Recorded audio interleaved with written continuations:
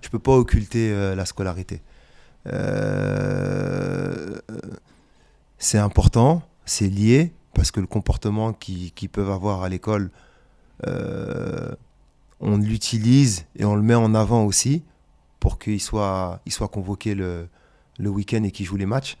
Donc ça, c'est important. Et surtout, on n'a pas de garantie qu'ils soient pro. Ouais, bien sûr.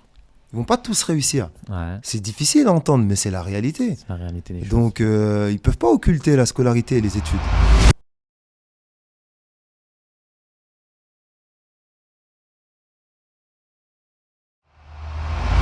Salut à toutes et à tous, bienvenue chez Balocentre pour un tout nouveau format qui s'intitulera La parole au coach.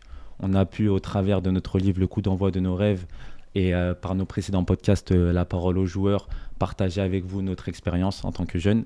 Et cette série de podcasts s'articulera donc autour d'entraîneurs, de formateurs et d'éducateurs afin qu'on ait un avis un peu différent sur ce que peut être le centre de formation et aussi qu'on en sache un peu plus sur les rouages de ce métier et sur le rôle prépondérant de ces hommes pour la carrière de jeunes joueurs à la conquête de leurs rêves. Donc premier invité, ancien joueur et entraîneur actuel des U19 du Paris Saint-Germain, Monsieur Zoumana Camara. Zoumana, bienvenue. Merci de me recevoir pour Merci la à toi. première. Comment vas-tu? Très bien, tout va bien. Alors Zoumana, toi c'est 20 ans de carrière sur les terrains, près de 500 matchs en pro, que ce soit en France, en Italie, en Angleterre. Ce que j'ai pu observer dans ton parcours, c'est que saison 2014-2015, tu effectues ta dernière saison professionnelle au Paris Saint-Germain. Tu sors par la grande porte, soirée de gala, tu nous as même versé quelques petites larmes.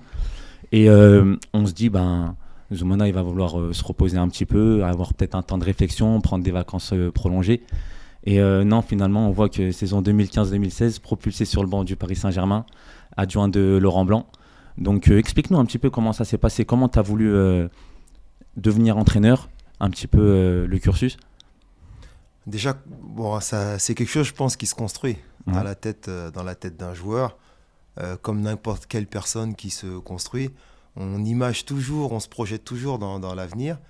Et puis après, à un moment venu, c'est pas forcément comme on l'a imaginé que les choses se passent. Quand on est joueur, on a tendance à se dire, en règle générale, j'ai fait une carrière, j'ai fait beaucoup de sacrifices. C'est un métier qui apporte beaucoup de choses, de belles choses, mais c'est quand même un métier où il y a beaucoup de pression, beaucoup d'exigences. On se retrouve à beaucoup voyager, à pas voir beaucoup sa famille, parce qu'il y a pas mal de déplacements. Et on se dit toujours, quand on finit, je vais prendre 1 an ou 2, je vais le consacrer à moi, à mes proches, Bien me sûr. reposer, et je reviendrai dans le milieu. Ouais, Mais c'est pas toujours comme ça. ouais. Parce que des fois, la vie, elle est faite d'opportunités qu'il faut savoir saisir au moment, qui peut-être ne se représenteront pas plus tard. Donc moi, le club a commencé à me parler de ça durant la saison. Mhm. Et j'ai commencé à y réfléchir. Et je me posais cette question en me disant, ouais, mais je viens à peine d'arrêter, je vais passer entraîneur adjoint. Bien sûr. En plus, dans un club où je suis actuellement, ça veut dire Ouais. les joueurs. Dans quelques mois, je vais être de l'autre côté, ils vont me voir entraîneur. Je dis, waouh, c'est compliqué cette histoire. Après, j'ai quand même réfléchi, j'en ai parlé à quelques amis proches, très proches.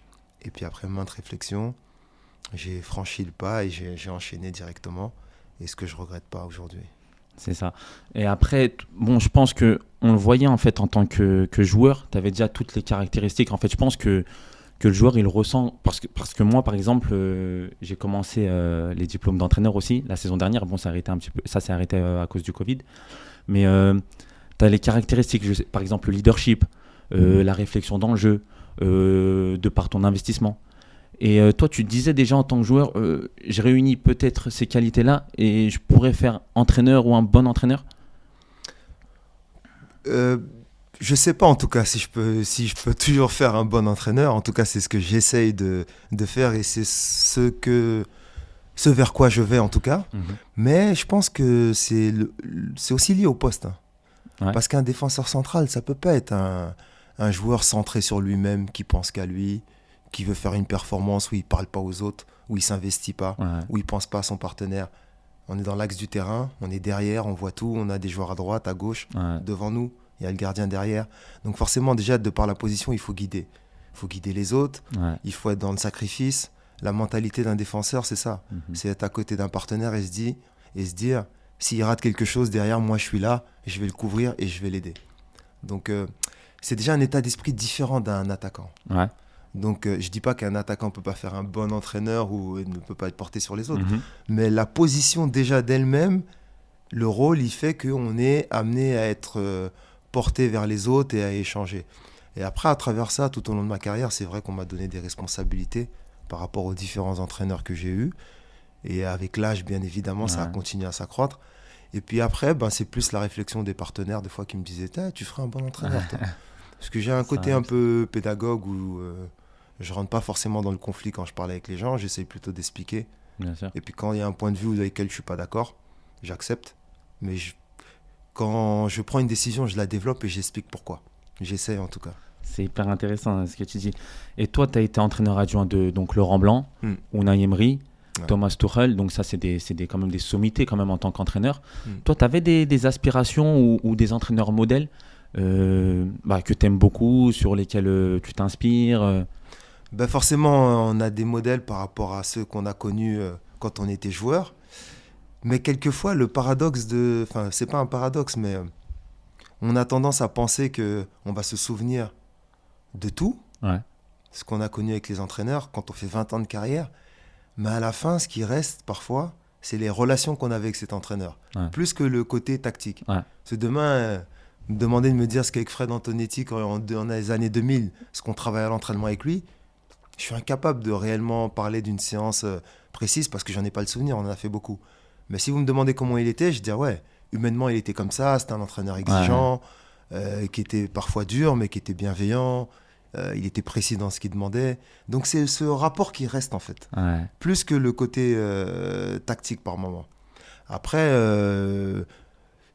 vous demanderez à n'importe quel joueur, c'est dur qu'il vous sorte un entraîneur. Je pense que tous les joueurs de leur vécu, ils prennent le bon chez tous les entraîneurs qu'ils ont connus et ils se disent voilà, lui j'ai aimé ça, chez lui ça j'aimais moins, chez l'autre il y avait ça de bon, par contre ça c'était pas bien, en tout cas il aimait moins, et puis après il essaie de faire un truc un peu... tu prends un petit peu de chacun, c'est un peu exactement. ça, parce qu'ils sont tous différents. Ouais, c'est sûr. Moi ça me fait penser à notre entraîneur qu'on avait en U19 d'ailleurs avec mes autres collègues de Bako, Abdou et Isma, et Barry, en fait ce que je retiens de lui c'était vraiment son franc-parler, et il était aussi hyper communicatif avec nous, tu vois. Il nous demandait souvent notre avis, quand on répondait pas, il nous traitait d'équipe de muets, tu vois. Et c'est surtout ce que je retiens, tu vois. Par contre, je veux pas croire qu'Abdou il parlait pas. Abdou il est souvent dans le débat. On va pas me dire qu'Abdou il était muet quand même. Abdou il criait beaucoup sur le terrain. Ouais, c'est vrai. Après, il parlait pas trop dans les vestiaires, comme il était surclassé. Il y avait des joueurs un peu plus vieux que lui, tu vois. Mais non, mais ouais, c'est vrai que ce que tu dis par rapport à ça, tu retiens souvent ce truc-là de la personnalité d'un entraîneur, ce que tu as pu vivre avec lui, c'est sûr.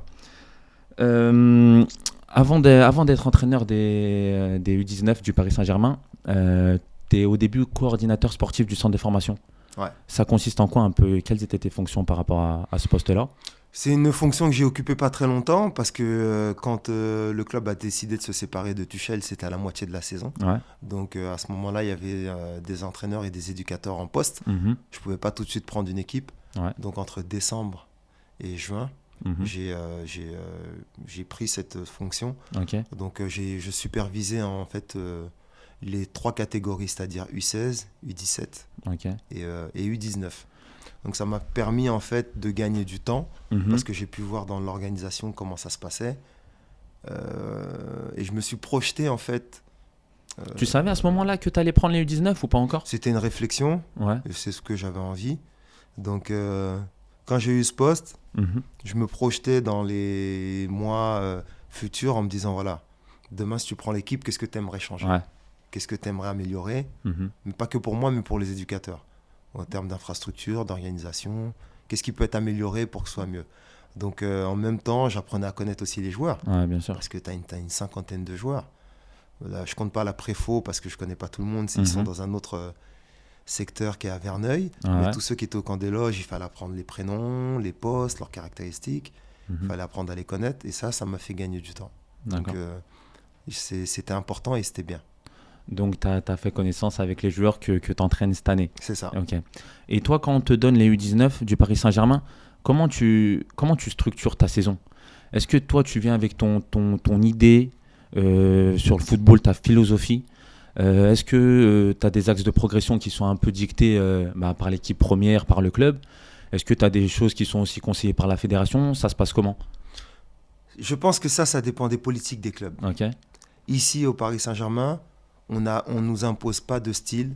Par Ouais. exemple, tu dois jouer en 4-3-3 ou tu dois Mhm. jouer en 4-4-2. Voilà comment tu les... Non. Mais le club, il m'a dit, voilà, tu as une expérience d'ancien joueur. Ouais. Tu étais assistant, entraîneur adjoint avec les pros. Mhm. Tu vas essayer de les responsabiliser et de faire en sorte qu'ils travaillent un peu comme si tu étais chez les pros, Ouais. sachant que c'est des jeunes, tu es à la formation. Donc je me suis appuyé sur mon vécu, mon expérience en tant que joueur et adjoint. Ce que je voulais, c'est dans l'intensité des séances, Ouais. dans la rigueur, dans le côté aussi un peu tactique, Mhm. mettre des choses en place, tout en sachant que c'est la formation et c'est des jeunes.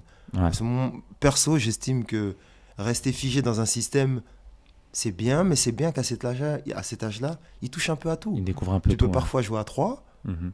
parfois jouer à 4 derrière, Ouais. à 3 au milieu, ou avec deux milieux défensifs, deux attaquants, ou parfois en 4-3-3 avec une seule pointe. Et c'est une richesse pour eux. Ouais, bien Parce sûr. qu'après, quand ils sont amenés à aller plus haut, Ouais.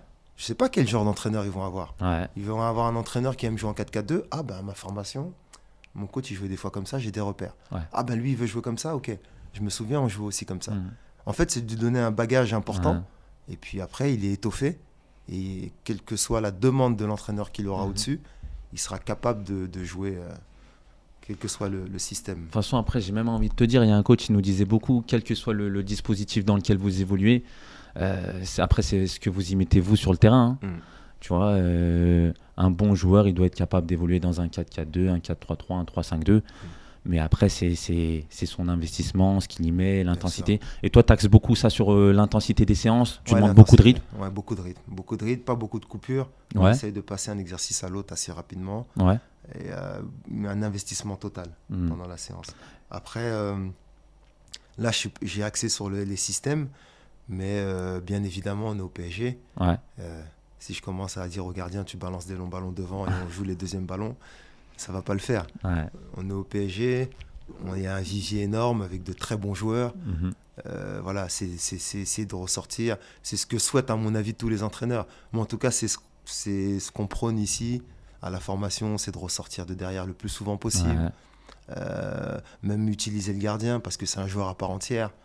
Donc c'est des sorties de balles sous pression Ouais. avec de la personnalité Bien sûr. pour pouvoir arriver au but et attaquer.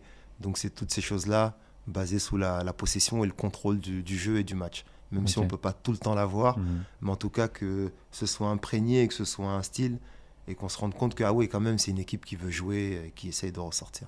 Et j'ai vu, toi, tu demandes beaucoup de personnalité justement à tes joueurs. Toi, tu veux vraiment les préparer à un jour pouvoir évoluer dans l'équipe première, surtout au Paris Saint-Germain. Oui, parce que s'ils veulent aller au plus haut niveau, il faut commencer maintenant, il faut être exigeant maintenant. Parce qu'à la fin, un joueur, quand on ne l'a pas obligé à faire ça, un joueur, il se réfugie dans ce qu'il sait faire et dans le confort. Ouais. S'il n'a pas été habitué à sortir avec cette personnalité dans les matchs qu'il fait aujourd'hui, aller lui demander ça dans un 8e de finale de Ligue des Champions, match à l'extérieur, sous pression, Ouais. de faire ça, il va dire oui, oui, oui, mais il va pas le faire. Ouais. Mais s'il a été habitué, il a grandi avec ça, habitué à sortir sous la pression, à avoir cette personnalité, même si ça vient presser, à ressortir court, sans prendre de risques, et avec du mouvement, à jouer entre Ouais. les lignes, à se déplacer, à prendre les informations, c'est quelque chose qui va devenir naturel chez lui et qui sera amené à faire beaucoup plus haut, je pense. En Ouais. tout cas, c'est ma super, réflexion. ouais. Je valide totalement. Et pour toi, il y a un style de jeu un peu à la française ou un modèle de formation à la française? Non. Après, on peut parler de style de joueur français. Ouais. Je pense le joueur français, c'est un joueur un peu hybride par rapport aux autres championnats, je trouve, aux autres pays. Parce Hybride, que ça veut dire quoi? Tu veux dire qu'il s'adapte partout? Parce qu'il a un mélange d'un peu tout. Ouais, je Il suis est d'accord. technique, il est puissant, il va vite, il est endurant. Tu vas prendre un joueur espagnol, ce qui va ressortir, c'est Ouais, sa qualité technique technique, et c'est ouais. sa première touche. Tu vas prendre, je sais pas moi, peut-être le joueur anglais. Aujourd'hui, c'est son abattage, sa Ouais. générosité, même si ça ne veut pas dire qu'il n'y a pas de technique. Hein. Ouais, bien sûr. Mais voilà. Mais le français, il a un peu de tout ça. Mhm. Et donc, il faut qu'il apprenne à jouer en équipe et, et à être connecté aux autres. Mais après, je trouve on est chanceux, en tout cas en France, parce qu'il y a On il y a peut se beaucoup de dire joueurs la, de la qualité. formation française, c'est ce qui se fait de mieux, non, en Europe? Tu penses pas? Parce que tu retrouves des joueurs dans les championnats majeurs et c'est des têtes d'affiche. Que ce soit en Angleterre, les clubs allemands ils viennent piller les jeunes professionnels en France. Tu retrouves des Français en Espagne, partout. Ouais, le joueur français, il s'exporte bien. Ouais. Il est capable de jouer ici, il est capable de jouer en Italie, en Espagne, en Angleterre, Ouais. en Allemagne. Mhm. Donc ça veut dire que la formation, elle est bonne. Ouais, Parce que c'est vrai. des joueurs qui arrivent à jouer facilement à l'étranger. Mhm. C'est pas le cas de tous les pays. Donc ouais, forcément, la formation française, elle fonctionne bien. Ouais, Elle marche bien. Ouais. bien sûr.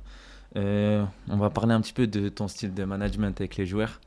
J'ai observé, moi, votre première mi-temps contre City en Youth League. Et des fois, la caméra, elle était fixée sur toi. Et je te trouvais hyper serein, hyper calme. Tu donnais quelques directives à tes joueurs, mais beaucoup moins agité que l'entraîneur anglais. T'es comment, toi, un peu avec tes joueurs? Est-ce que t'es à l'entraînement, t'es plutôt sévère? Est-ce que t'es assez proche d'eux? Beaucoup dans la communication? Ça se passe comment, Zoumana Camara? Je suis entraîneur, mais dans ces catégories-là, on est formateur. Ouais. Donc on est là aussi pour les formateurs et éducateurs. Donc on touche un peu à tout. Je ne suis pas que dans le football. Mhm. Des fois, il faut mettre des règles de vie, il faut qu'ils apprennent. Et c'est ce qui va les aider pour plus tard.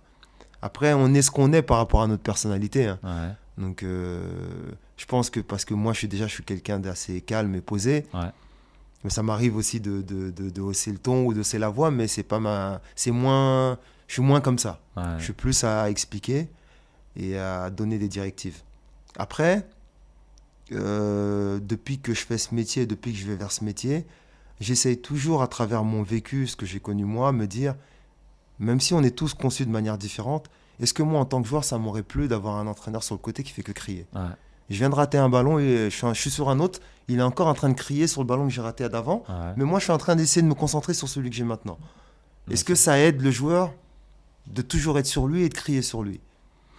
Il y en a qui pensent que oui, moi je pense que non. J'ai une manière différente de fonctionner, mais après, il n'y a pas de vérité. Mais moi, j'estime que voilà, être précis sur 2-3 détails, 2-3 directives, ça suffit. Et puis les laisser jouer, les laisser s'exprimer. Mhm. Après, on amène des petites retouches. C'est pas toujours évident, Ouais. parce que voilà, ils sont encore jeunes, Ils il y a sont encore de jeunes. l'indiscipline. Il faut parfois recadrer un peu. Ouais. Mais ouais, c'est mon mode de fonctionnement. T'essayes assez d'avoir le calme. juste milieu, en fait? Ouais, Assez le calme. juste milieu. Et puis, de toute façon, on est à l'image de son équipe, de ses joueurs.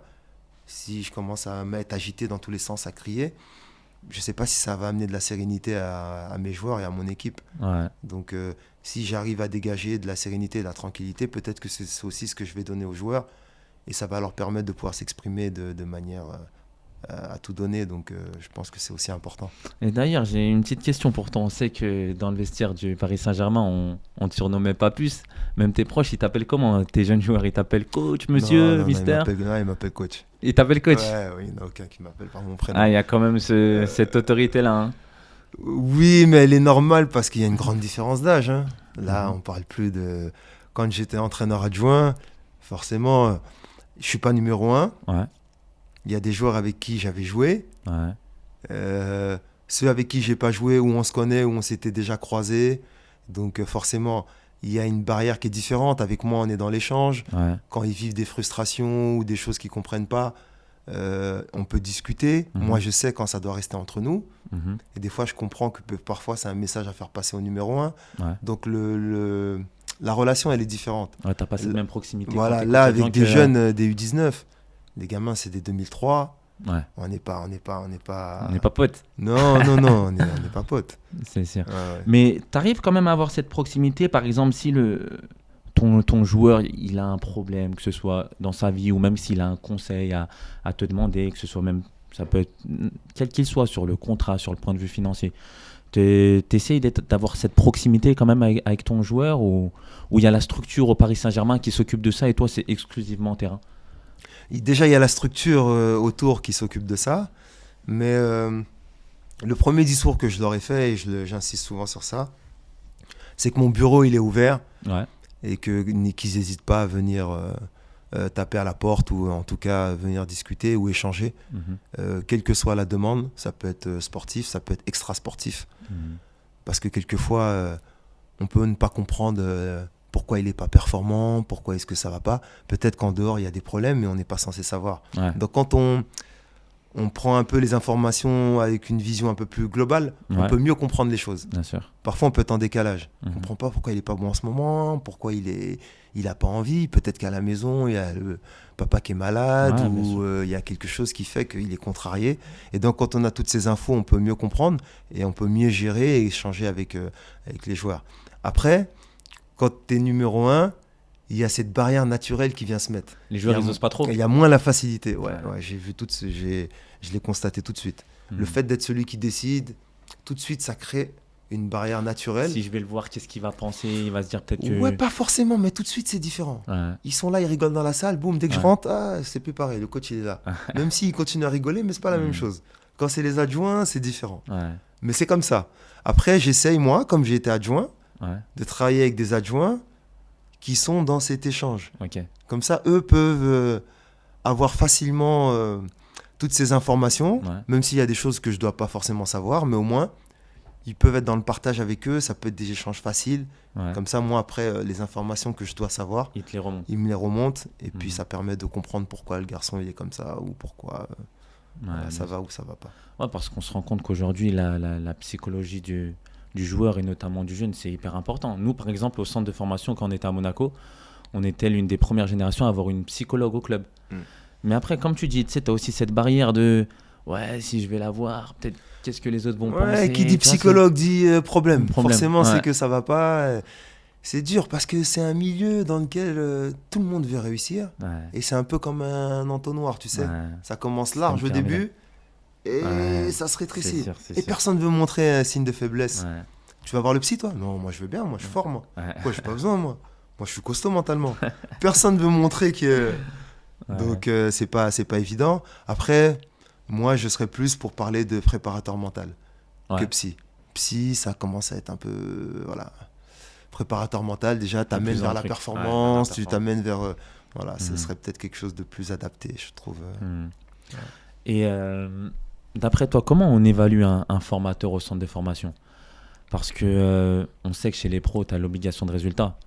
À part, je sais pas, peut-être un club comme Salzbourg où ils font jouer des jeunes de 19-20 ans en Ligue des Champions, mais on sait déjà que c'est pour faire après une plus-value sur des transferts ou les envoyer à Leipzig. Mais un formateur, pourtant, on l'évalue comment au centre? Ça, c'est une bonne question. Pour te donner un exemple, ça va faire bientôt 6 mois, la moitié de la saison que je prends l'équipe. Ce que j'aimerais à la fin de la saison, c'est qu'on me dise, enlève les résultats, c'est qu'on me dise, putain, t'as pris ce joueur ou t'as pris ce groupe, tel joueur, quand ils sont passés avec toi, aujourd'hui ils sont différents. Ils sont mieux dans ça, ils sont améliorés dans ça, ils ont gagné ça, il est différent. C'est-à-dire dans son cheminement et dans son passage avec moi, j'ai réussi à le faire progresser et à l'amener à un seuil un peu plus haut que ce qu'il était. Mais on est dans des clubs, aujourd'hui, il ne faut pas se mentir. Ils veulent ça et ils veulent que les résultats aillent avec. Si je fais que perdre des matchs et je leur dis non, mais ils sont en train de progresser. Ils vont me regarder, ils vont me dire ouais, tu progresses, mais tu ne gagnes pas un match. Mais je pense que tu peux allier les deux, mais la priorité, pour moi, la vision d'un club, c'est pas de mettre la pression à un formateur et de l'obliger à avoir des résultats. Sinon, il n'est plus dans l'esprit de vouloir faire progresser les joueurs. Il est dans l'esprit de gagner pour garder sa place. Il se dit si on ne gagne pas, on va me... Non, il faut qu'il ait de la tranquillité. Il faut qu'il soit serein, qu'il travaille dans un cadre assez serein, dans un cadre où il puisse développer les joueurs de manière sereine. Et les résultats, oui, mais que ce ne soit pas ce qui soit mis en avant. Donc, je pense que c'est ce vers quoi doit aller un formateur, c'est le développement des joueurs. Quand il passe avec le formateur, à la fin de la saison, on fait un bilan et on se dit, putain, quand il est arrivé début de saison, il était comme ça. Lui, il a amélioré. Lui, moins bien. Lui, il a stagné. Pourquoi il a stagné? Est-ce que c'est dû au travail qu'on a mis en place ou est-ce que c'est le train qui a accéléré? Lui, il n'a pas réussi parce qu'il ne progresse plus. Voilà, c'est toutes ces choses-là après qu'il faut déterminer. Mais moi, je pense qu'un formateur, il doit développer les joueurs. Donc pour l'instant, toi, tu es premier en championnat, premier ex-aequo en Youth League, mais ça, faut pas trop le regarder alors, par rapport aux jeunes du Paris Saint-Germain. Il faut pas trop le regarder. Forcément, c'est marrant parce que j'ai 2-3 personnes, ils m'ont dit putain, tu fais du bon travail parce que tu gagnes les matchs. Hein. En fait, dans leur esprit, gagner des matchs est synonyme de bon travail. Ouais. Ils m'ont pas dit putain, lui, je l'ai l'année dernière. Il y a quelques-uns qui me disent ça. Et ça me fait plus plaisir que de me dire on gagne les matchs. Parce que gagner les matchs, entre guillemets, à ce niveau-là, c'est secondaire. C'est plus les joueurs. Et j'ai eu quelques remarques en me disant ce joueur, il est différent. Ouais. L'année dernière, il était comme ça. Cette année, on sent qu'il change. Et ça me fait plus plaisir. C'est-à-dire que ce qu'on met en place, ça le développe, et il s'étoffe, il grandit et il devient beaucoup plus mûr. Ouais. Mais tu sais que même pour compléter ce que tu dis, je crois même que ceux qui peuvent très bien évaluer le formateur, c'est les joueurs eux-mêmes. Parce que moi, quand j'arrive au centre de formation à Monaco, tu as des joueurs, ça fait déjà 2-3 ans qu'ils sont là. Il y en a, ils sont passés par l'INF, Clairefontaine et tout. Et j'arrive et tu as 1, 2, 3 générations qui te parlent en bien d'un formateur, mais ils disent « Ah, ce mec-là, c'est un tueur ». Ils disent « Avec lui, on a appris ». Et c'était pas forcément des mecs qui les caressaient dans le sens du poil. Si, il y en a, ils étaient hyper sévères, mais ils disaient « Ah, mais avec lui, j'ai vraiment appris. Hein. Les entraînements, c'était exceptionnel, tu vois ». Et je pense vraiment que même le ressenti des joueurs eux-mêmes, parce qu'en plus, c'est dur à 15, 16, 17 ans de savoir si tu progresses ou pas, ou d'avoir un recul sur ton développement, tu vois. Ouais. Mais je pense que quand le joueur il arrive à s'en rendre compte, et en plus, c'est sur plusieurs générations, je pense que là, on peut se dire, quand même, le mec, il a abattu du bon boulot, tu vois. On va parler vite fait de la scolarité. Ouais. C'est quoi un peu ton aperçu sur la scolarité? Comment ça se passe déjà au Paris Saint-Germain? Les joueurs, ils sont pas au lycée, ils étudient au centre de formation? Ils étudient au centre de formation. J'ai entraînement, moi, tous les matins. Ouais. Et on doit finir entre midi et quart. Ensuite, ils prennent leur douche, ils font des soins. Ils passent au centre, ils déjeunent. Et ils enchaînent sur des cours après. Okay. À partir de 13h30 ou 14h jusqu'à à peu près 18h ou 18h30. Ok. Et tu arrives à avoir un suivi, un aperçu, c'est important pour toi que tes joueurs ils soient sérieux, ils soient assidus en cours? Oui, parce que c'est ce que je te disais, on revient à ce que je te disais avant, c'est que dans ces catégories-là, on dit entraîneur, mais on dit éducateur beaucoup, parce qu'on est des éducateurs. Ouais. Je ne peux pas occulter la scolarité. C'est important, c'est lié, parce que le comportement qu'ils peuvent avoir à l'école, on l'utilise et on le met en avant aussi pour qu'il soit convoqué le week-end et qu'il joue les matchs. Donc ça, c'est important. Et surtout, on n'a pas de garantie qu'il soit pro. Ouais, bien sûr. Ils ne vont pas tous réussir. Ouais. C'est difficile à entendre, mais c'est la réalité. C'est la réalité des choses. Donc ils ne peuvent pas occulter la scolarité et les études. Parce qu'après, ce sera un bagage pour la vie de tous les jours. Combien de joueurs ils étaient au centre de formation et puis ils se sont orientés vers autre chose, ils ont un métier aujourd'hui et ils te disent tel et tel joueur pro qui tu vois à la télé, moi j'étais avec eux. Ouais. Mais voilà, j'ai pris une autre voie parce que ça n'a pas marché, parce que j'ai des blessures, parce que ça. Et les études m'ont permis après de m'orienter vers telle ou telle chose. Là, c'est pareil. On ne peut pas leur dire non, c'est que le football, oubliez les études. Et s'ils ne réussissent pas, qu'est-ce qu'on fait? Ouais. Donc c'est vachement important. Tu as 5% des joueurs au centre de formation qui finissent pro, mais c'est dur de se le dire quand tu as 15, 16, 17 ans. C'est la réalité. C'est la réalité des choses. C'est la réalité. Et c'est dur de le faire comprendre aussi à un gamin, mais c'est assez complexe quand même. Au niveau de... pour leur faire comprendre, c'est qu'il ne faut pas dissocier les deux. Il faut que les bons résultats, leur attitude, l'investissement qu'ils mettent à la scolarité, elles soient aussi liées aux sportifs. Ouais. C'est-à-dire, on ne peut pas dire non, il est bon, on s'en fout qu'il fasse rien à l'école. De toute façon, lui, il marque des buts, il est bon, c'est pas grave. Non. S'il faut convoquer, dire attention, ça va moins bien à l'école. Ça t'est arrivé un peu cette année ou pas?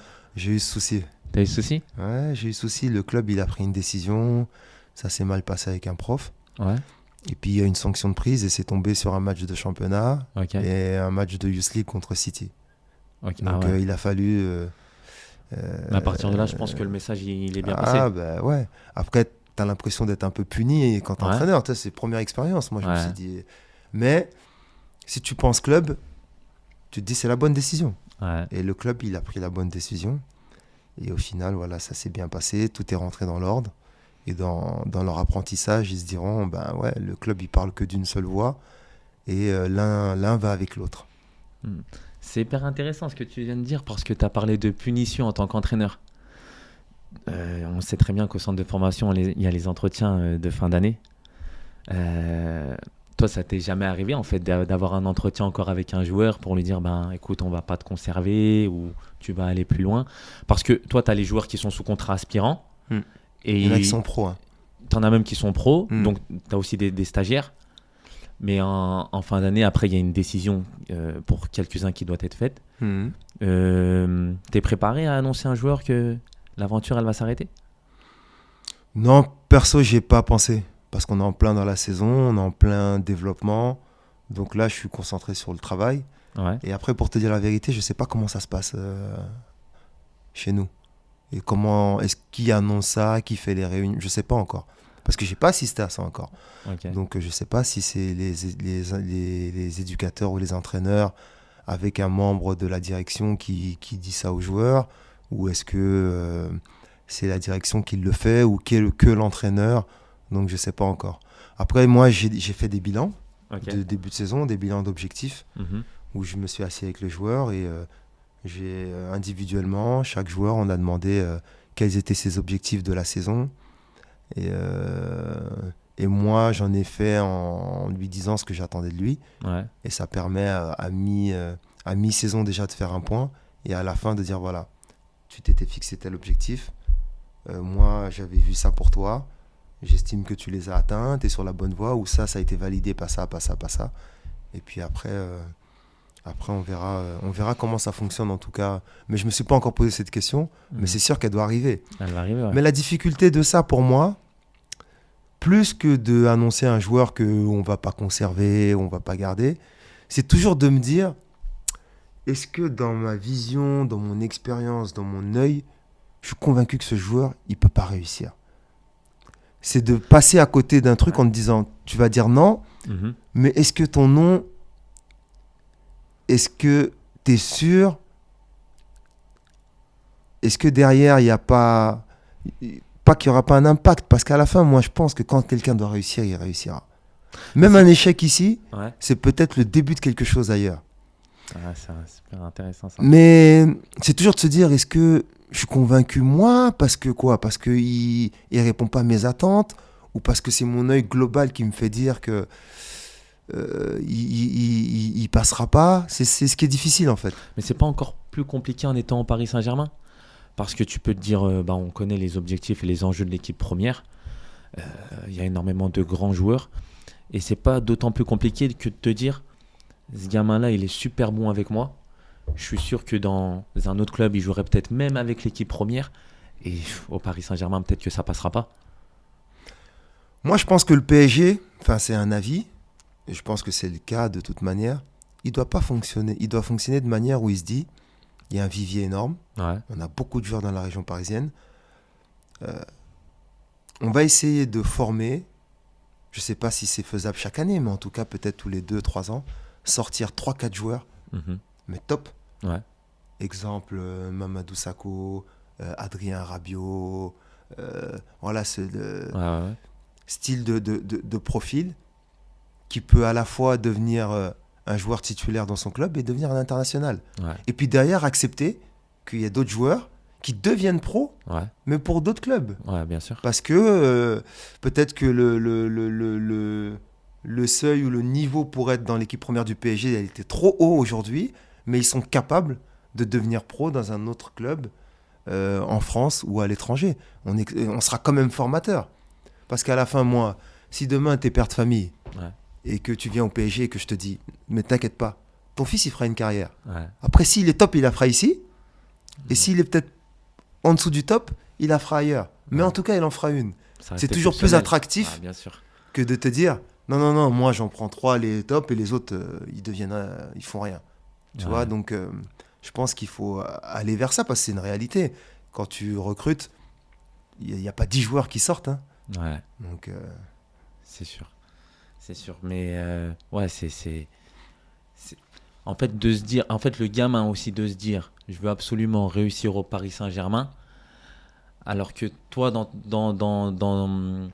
ta pensée, tu peux te dire, il est fait pour être professionnel, mais peut-être pas dans ce club-là, dans un autre club, que ce soit ici ou ailleurs, hein, en Ligue 1, voire à l'étranger. C'est, ça reste une réussite pour toi au final. Bah, il devient pro. Voilà. Il devient pro. Après, moi, je peux comprendre et c'est tout à fait normal. Quand tu as la fibre, tu as grandi dans la région parisienne, tu portes le maillot et tu vois l'équipe première, ton rêve, c'est de jouer au Paris Saint-Germain. Ouais. C'est de jouer au Paris Saint-Germain. Mais aujourd'hui, dans l'histoire du foot, combien de joueurs ont été formés ou ont été dans un club où au début, ils n'ont pas performé, ils sont partis. Ouais. Ils ont été rachetés, ils ont été repris par la suite. Ouais. Donc, le gamin, ça doit être quoi son objectif premier? Pour moi, c'est d'être pro. Quand je dis d'être pro, c'est pas avoir de statut, hein. C'est pas de signer pro. Parce qu'aujourd'hui, être pro par le statut, ça veut strictement rien dire. Parce que tu es juste pro parce qu'on te protège pour pas que tu puisses partir à droite ou à gauche dans un club étranger. Ouais. Mais quand je dis être pro, c'est intégrer l'équipe première et jouer et avoir des matchs. C'est ça pour moi qui doit être leur objectif. Et quand tu as cet objectif-là, tu te dis, je le souhaite de tout cœur que ce soit au PSG, je vais tout faire. Après, si c'est compliqué et ça peut pas être le cas, ben, j'espère appartenir toujours au PSG, être prêté et le faire ailleurs. Ouais. Et si ça, c'est encore compliqué, eh ben, l'option peut-être du départ, mais pour toujours avoir cette finalité-là. Ouais, bien sûr. Ouais, c'est sûr. Merci hein, pour ce témoignage. Hein. C'est vraiment important ce que tu dis et j'espère que les petits abonnés de Bako ils comprennent le message. Je vais te montrer une petite vidéo. Un de mes associés que tu connais très bien a une petite question pour toi. Ah oui? Ouais. Anthony et Papus, comment vous allez? J'espère que vous passez un bon moment. J'ai une petite question pour Papus. Bon, je vois que ça avance bien pour toi en tant que coach en U19, tu as des bons résultats, tout se passe bien. Je sais aussi à quel point tu es attaché au PSG. Et te connaissant, je sais que tu ne fais pas les choses au hasard. Donc, est-ce que dans l'idée, est-ce que c'est un rêve, c'est un objectif, ça c'est à toi de me le dire, mais tu aimerais un jour avoir l'équipe A, l'équipe pro du PSG, surtout quand on voit des exemples comme Zidane aujourd'hui, etc. Est-ce que c'est des choses qui t'inspirent et des objectifs que tu vas atteindre à moyen long terme? Ta vie, il l'a bien amené. Hein. Il est Hein? bon. Il a doucement. Il est bon. Hein. Il est bon, Abdouma. C'est une bonne question, mais tu sais, ça va un peu en lien avec ce que je te disais avec les joueurs. Ouais. Aujourd'hui, je fais ce métier. Certes, il y a un attachement particulier au PSG parce que j'ai fini ici. Ils m'ont redonné, j'ai eu la chance d'avoir cette reconversion en tant qu'assistant et maintenant j'entraîne. Mon objectif, c'est d'entraîner. Maintenant, j'entraîne les jeunes. Je suis en train de passer le dernier diplôme, le BEPF. C'est le diplôme qui permet d'entraîner au plus haut niveau en France ou ailleurs. Mon objectif, c'est d'entraîner. Ouais. D'entraîner au plus haut niveau. Ok. Voilà. Après, ça peut être n'importe où. Je le prends comme ça au début. Ok. Je me dis, mon objectif, c'est de pouvoir un jour entraîner au plus haut niveau. Voilà. Après, on verra ce qui se passe. Moi, je ne peux pas savoir et personne ne peut le savoir. Tu te donnes les moyens pour Je y me arriver. donne les tranquillement. moyens pour y arriver. Ouais, mais t'as pas de pression, pas d'échéance. Non, de- j'ai pas d'échéance. Après, pourquoi je parle aussi comme ça? Parce que j'ai eu la chance de faire beaucoup de positions. J'étais joueur, j'étais assistant, maintenant j'entraîne. Et tu sais, quand tu es un ancien joueur, tu entraînes chez les jeunes, si tu fais des interviews où tu parles de ça, où tu parles de ton souhait, t'affirmes, il faut aussi penser aux autres. Moi, si je suis entraîneur et je vois un ancien joueur dans le club qui fait que faire des interviews en disant qu'il rêve d'entraîner, qu'il veut entraîner l'équipe première, je ne sais pas que je le prends comme un concurrent. Mais est-ce que ça ferait toujours plaisir de voir écrit ça ou d'entendre ça? Il y a des choses, il n'y a pas besoin de les dire, on avance, on travaille. Et puis j'ai un objectif, c'est d'entraîner au plus haut niveau. Peut-être qu'un jour ce sera ici, peut-être que ce sera ailleurs. En tout cas, mon souhait, que ce soit que j'entraîne au plus haut niveau. Après, on verra ce qui se passe. L'expérience parle, hein. On dirait que ça fait des années que tu coaches déjà. Non, du tout. Mais ouais, mais entraîneur adjoint, c'est un rôle aussi où tu apprends beaucoup, hein, parce que tu as un peu de recul. Ouais. C'est pas toi qui décides, Ouais. mais tu ressens les choses. Des fois, les joueurs, ils t'en veulent Ouais. parce qu'ils veulent te montrer que tu fais partie du staff de celui qui a décidé, Ouais. pour ou contre. Ils te Donc, mettent dans le même font panier. ressentir. Bah Ouais. oui. Donc tout ça, ça t'amène aussi du vécu et de l'expérience. Donc après, voilà. Zoumana, merci pour tout, hein. Merci Merci à toi. pour ce témoignage. Merci. C'était vraiment un bon moment, la grande classe. Merci à tous nos abonnés qui grandissent chaque jour. Continuez à liker, à commenter, à partager, activer la cloche. Et on se dit à très bientôt pour de nouveaux rendez-vous. Ciao, ciao.